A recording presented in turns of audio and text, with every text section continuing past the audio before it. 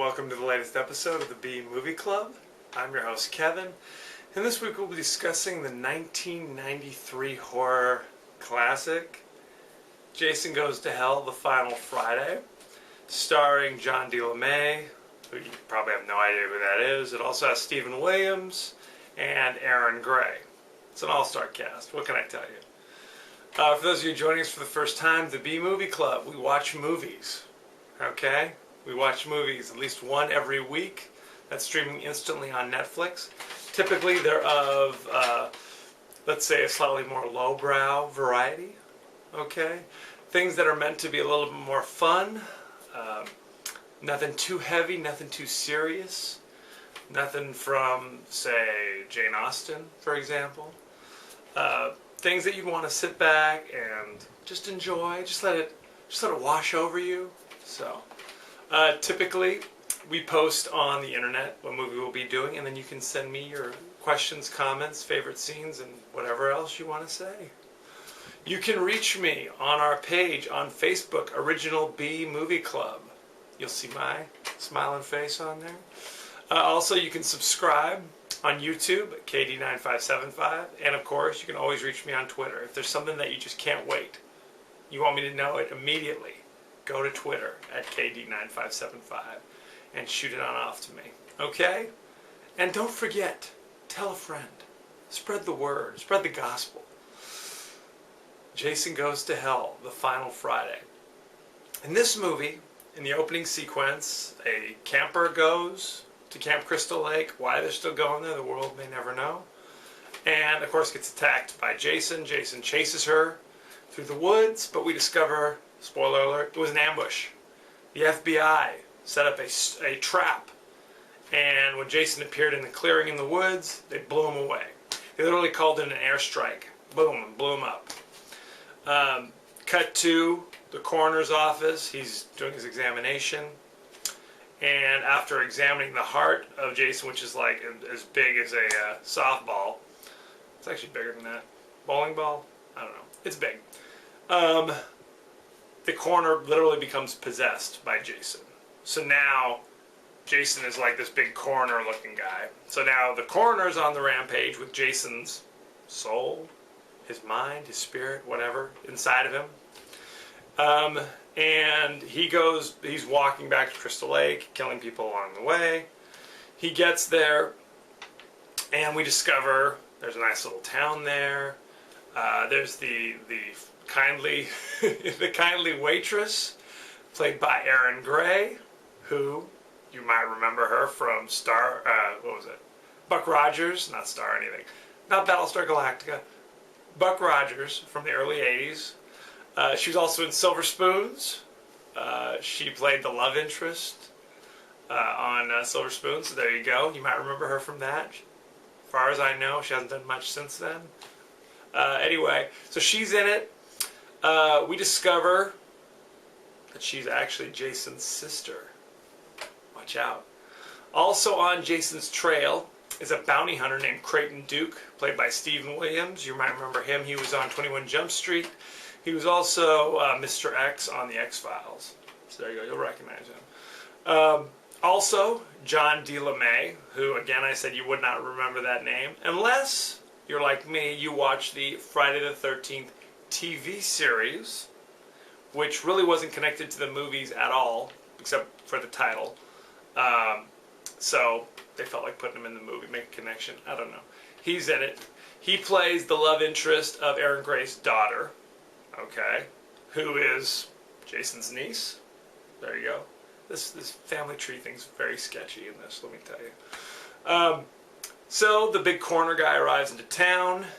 One of the first things he does there is he grabs one of the sheriff's deputies and transfers the Jason essence, Musk, I don't know, into the deputy sheriff. So now that's the new Jason guy. The old coroner guy kind of slumps over. He's dead now. So basically it's kind of a body snatchers kind of thing. So Jason, it's not the Jason you're used to seeing. It's not your father's Jason in this, okay? Very rarely do you see him wearing a hockey mask in this movie. At the very beginning of the movie and towards the end, he's wearing the hockey mask. The rest of the time, it's not even the same person. It's just kind of, you know, another actor and he changes bodies a few times. But you can always tell it's him because A, he has a crazy look in his eye. So there you go. That's always a dead giveaway. Usually he's kind of messed up, like he's been beaten or there's blood. So be aware of that. If you see anybody fitting this description, watch out. I don't want to spoil everything. We discover that the only way to really, you can blow up Jason, you can do whatever you want with him, but there's only one way to really kill him. And that's, spoiler alert, the only way to kill him is through a Voorhees. Okay? A Voorhees is the only way you can kill him. Okay? Which means Erin Gray's sister, she could kill him. Her daughter could kill him. And the daughter, we discover, has a newborn baby. So the little baby, theoretically, could also kill Jason. So there you go. Anybody else who tries, it's not a pretty picture. Okay? Let me just tell you that. Evidently, Jason is walking around in these other bodies. Okay? And he's on his way to Crystal Lake because if he meets somebody who's related to him, he can be reborn back into his old chewed up form with the hockey mask and all that good stuff. So there you go. It's very important plot points. Okay? You gotta follow along. If you need to grab a piece of paper, write this down. I totally understand. Things you should know about this movie. This movie is basically an homage to horror movies in general. If you're paying close attention, like I do, you'll notice that there's a crate down in the basement of the Voorhees house. That's a crate from the movie Creepshow. The actual, if you remember, we did Creepshow a few months ago. One of the stories in Creepshow was called The Crate. This is the exact same crate. Okay, has the same writing stenciled on the crate and everything. It's the exact same one. There's also the book from Evil Dead, another one of the movies we did way back when. That actual book, the Necronomicon, also in the Jason house. I dug a little deeper. There's a jungle gym in front of the house. Why? I don't know. That's actually from The Birds. So there you go. Another thing, if you look through this cast list, a lot of the characters have names. Well, they all have names, but a lot of their names are kind of recognition of this officer is named Officer Marcus, because that's the name of the director of the movie. This guy's named Cunningham, because that was the producer of the original Friday the 13th movie. So there you go. Kind of inside, but it's something cool to kind of look for. So there you go. The guy who played Jason in this movie, and actually the movies prior to this, Kane Hodder, he's actually only in very little of this movie, as you might imagine, because like I said, throughout most of the movie, Jason is played by all these other actors. But he also plays a security guard earlier in the movie, and, spoiler alert, he plays Freddy Krueger's arm later in the movie. I don't know why it was important to have this actor play the arm, so there you go. Yes, there's a slight cameo, spoiler alert, by Freddy Krueger in this. Their plan was to have this immediately spin off into Freddy vs. Jason, but believe it or not, I don't know if this movie did that well, shocker. But they wound up waiting like 15 years to make Freddy vs. Jason. And even though they called this Jason Goes to Hell the Final Friday, not the Final Friday. They made at least 2 sequels after this. You know? If you can't believe a movie studio, who can you believe? Although, we should have seen this one coming. Because after Friday the 13th Part 4, okay, that was called Friday the 13th Part 4, The Final Chapter. And they went ahead and made 8 more movies after that, so. Fool me once, shame on me, shame on you. It's not nice to fool people, okay?